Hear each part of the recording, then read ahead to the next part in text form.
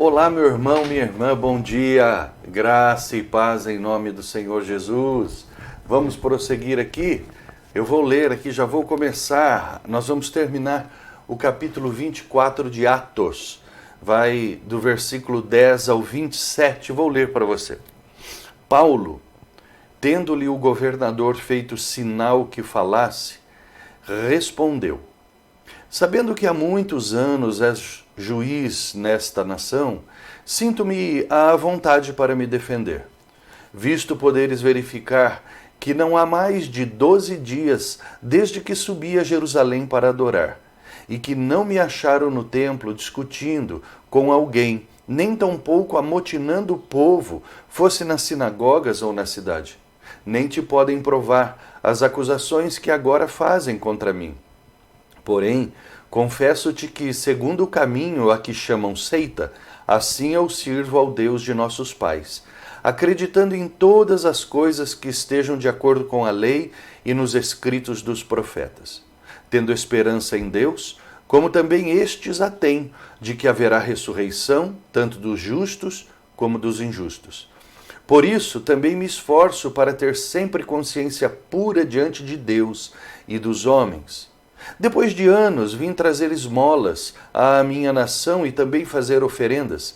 E foi nesta prática que alguns judeus da Ásia me encontraram já purificado no templo, sem ajuntamento e sem tumulto, os quais deveriam comparecer diante de ti e acusar, se tivessem alguma coisa contra mim.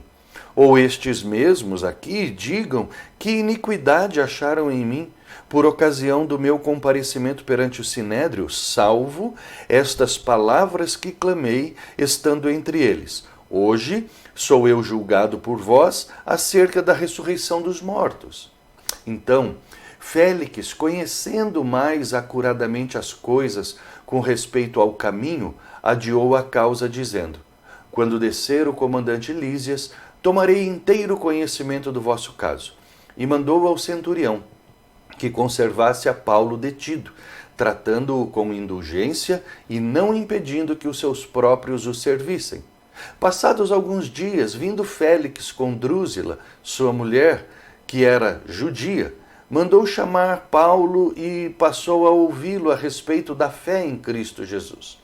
Dissertando ele acerca da justiça, do domínio próprio e do juízo vindouro, ficou Félix amedrontado e disse: por agora podes retirar-te, e quando eu tiver vagar, chamar-te-ei. Esperando também, ao mesmo tempo, que Paulo lhe desse dinheiro, pelo que, chamando-o com mais frequência, conversava com ele. 2 anos mais tarde, Félix teve por sucessor Pórcio Festo, e, querendo Félix assegurar o apoio dos judeus, manteve Paulo encarcerado. Bom, muito bem, muito bem. Nós aqui então estamos vendo Paulo apresentando a sua defesa, né? E aí então o que acontece? Aqui nós vemos que Paulo, ele foi levado então ao pretório de Herodes. Já vimos ontem que os seus acusadores chegam e apresentam uma acusação muito fraca, sem provas. O governador aqui faz sinal para que Paulo ele fale. E Paulo então ele começa a discorrer a sua defesa, né?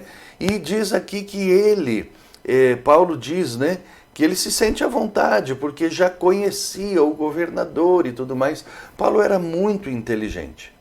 Então ele começa a discorrer e diz: olha, não houve sedição alguma, que era o que estavam acusando Paulo. Não teve nenhuma sedição. Olha, eles não me encontraram com problema algum. Há muitos anos eu vim trazer aqui uma oferta para a igreja, que era aquela oferta que ele, de muitos anos, ele recolheu nas igrejas gentias e traz para Jerusalém. E aí ele diz: quem me encontrou no templo, sem amotinação alguma, foram os judeus da Ásia, aqueles que davam problema para ele lá na Ásia. E eles que excitaram o povo para fazer aquilo. E ele fala: olha, cadê esse povo? eles deveriam ter descido aqui para apresentar. Ou então estes judeus falem, os que estão aqui, né, apresentem provas. A não ser que, e aí ele começa a falar a respeito de Jesus, segundo o caminho que vocês chamam seita, né? Porque você lembra que ontem nós falamos que eles também quiseram impor essa questão religiosa. Paulo aborda, porque Paulo aqui também vai começar o que está falando, que Jesus disse para ele naquela visão, da mesma forma como importa que fostes aqui ousado falando sobre mim, vais falar na presença de reis também em Roma. Paulo começa a falar sobre Jesus. E ele fala, olha, a única coisa a respeito aqui do Sinédrio foi que lá, quando eu me defendi, eu falei a respeito da ressurreição dos mortos.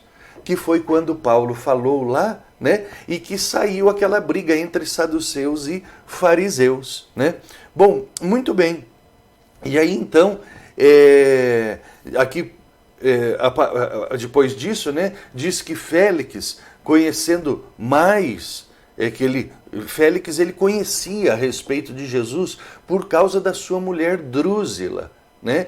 Ele então adia o julgamento.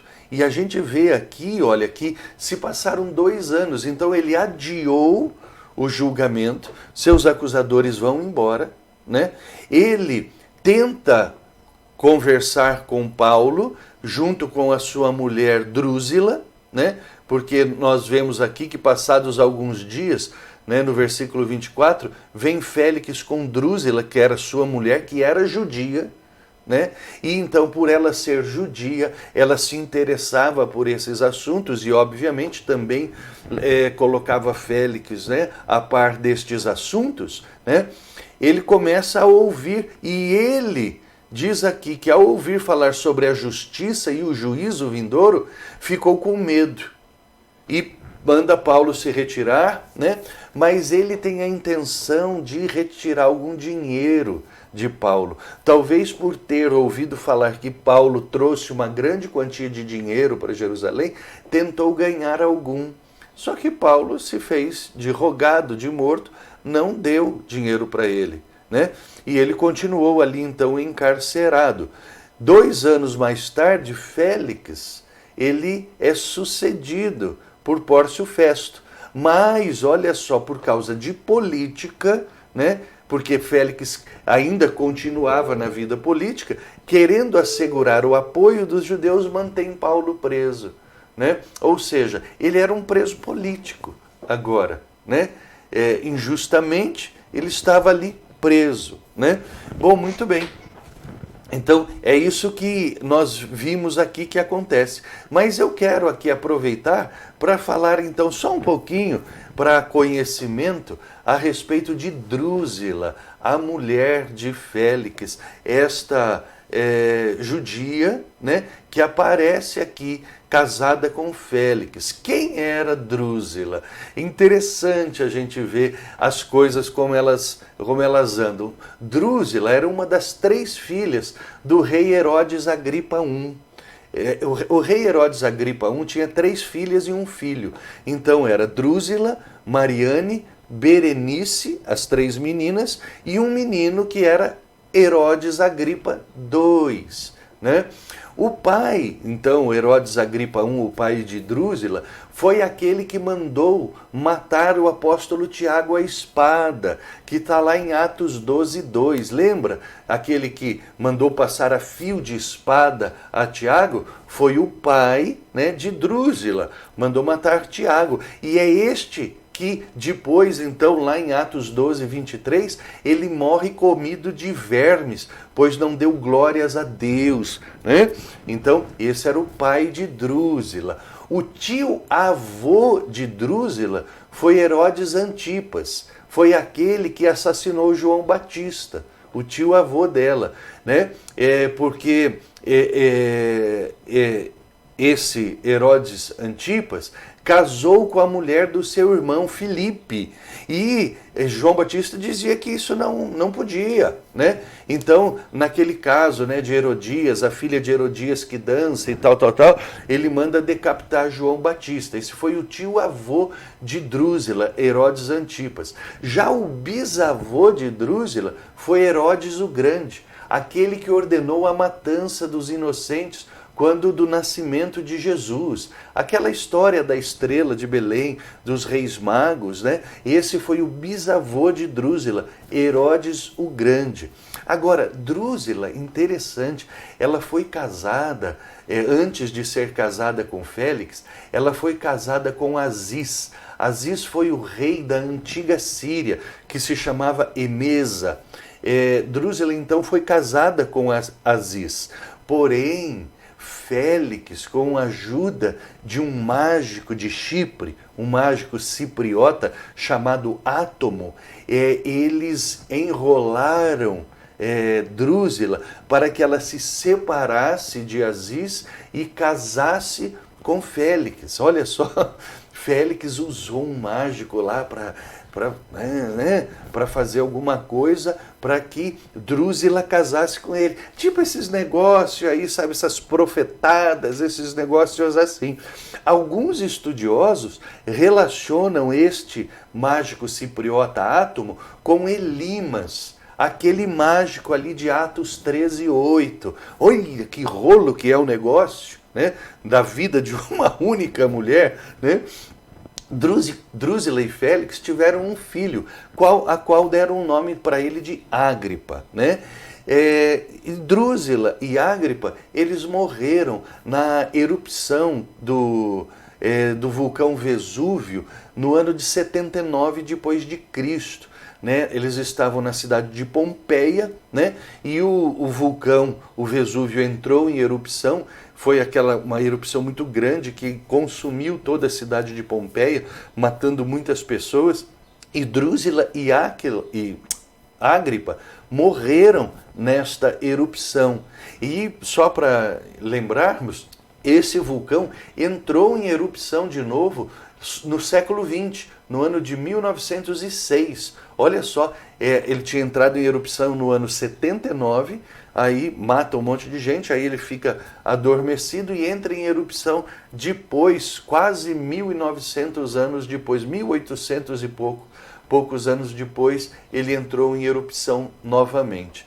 Bom, muito bem, algumas curiosidades aqui, né, nessa história, e é interessante a gente ver como é que funcionavam as coisas por detrás dos bastidores, nos bastidores, melhor dizendo, por detrás das cortinas, como é que funcionava. Nós estamos vendo aqui a corrupção, né? A corrupção do Sinédrio.